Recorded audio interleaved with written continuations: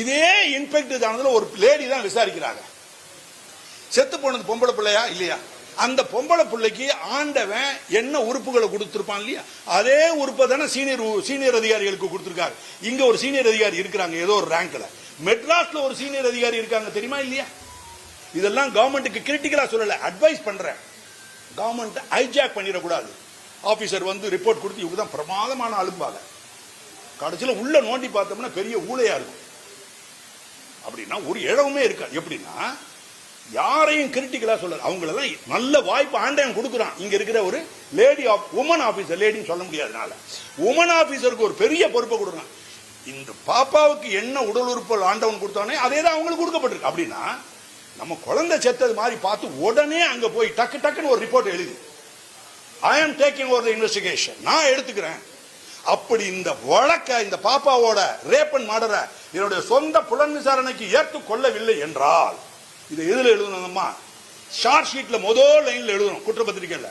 இப்படிப்பட்ட அரிதிலும் அரிதான ஒரு வழக்க, எந்தவித வயலன்ஸ், குய்வரிங் பார்பாரிட்டி, உதடெல்லாம் நடுங்கக்கூடிய அளவுக்கு செய்யப்பட்ட இந்த கொடூர பாலின குற்றத்தை நான் என்னுடைய சொந்த புலனவைக்கு எடுத்துக் கொள்ளலைன்னா என்னுடைய போலீஸ் வாழ்க்கை 20 வருஷத்துல, இந்த அம்மாக்கு 20 வருஷம், மெட்ராஸ்காரமாவுக்கு 25 வருஷம், கால் நூற்றாண்டு அந்த அம்மா. சோ இவங்க அப்படின்னா என்னுடைய வாழ்க்கைய, போலீஸ் வாழ்க்கையில நான் செய்யக்கூடிய கொடூரமான குற்றத்திலும் கொடூரமான குற்றம் இது. எப்ப இதை எடுக்கலைன்னா அப்படின்னா எடுக்கணும்னு அர்த்தம். அப்ப ஜட்ஜி படிக்க போகும்போது உருகுவார ஒருங்க மாட்டாங்க. யாரா இந்த போலீஸ் ஆபீசர், என்ன போலீஸ் ஆபீசர், என்ன வார்த்தை எழுதியிருக்காங்க? அந்த ஜட்ஜிக்கு 2 பெண் குழந்தை இருக்கலாம், ஒருவேளை பேத்தி குழந்தை இருக்கலாம். எல்லா குழந்தைகளையும் நேசிக்கும். ஆண்களை காட்டிலும் பெண்களுக்கு தான் அதிகமா. ஆனா பெண்கள் லேடி ஆபீசரா, பெண்களா இருக்க போது விமன் ஆபீசர்கள் ஹார்ட் அவங்க இழந்துடுறாங்க. ஏதோ வாடகைக்கு விட்டுறாங்களே என்னமோ தெரியல. They are heartless.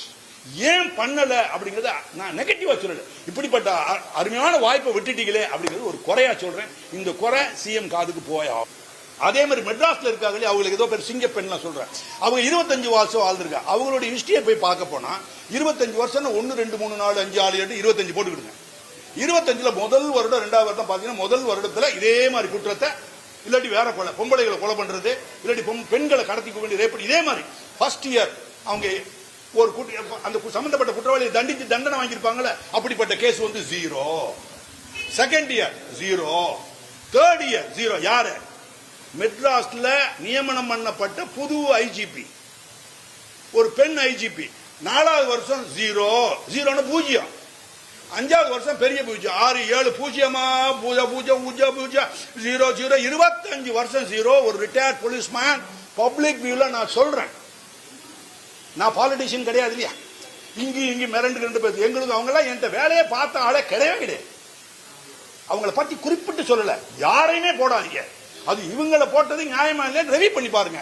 பொதுமக்களுக்கு ஒரு ரெவியூ, கவர்மெண்ட்டுக்கு ஒரு ரெவியூ இருக்க முடியாது. நியாயம் தான், ஒரே ஒரு ரெவியூ, ரைட், ஓகே. 25 வருஷமா 0 எடுக்கிறாங்க. இந்த அம்மா 20 வருஷமா இருக்கு. இவங்களும் சத்தியமா பண்ணிருக்க மாட்டாங்க.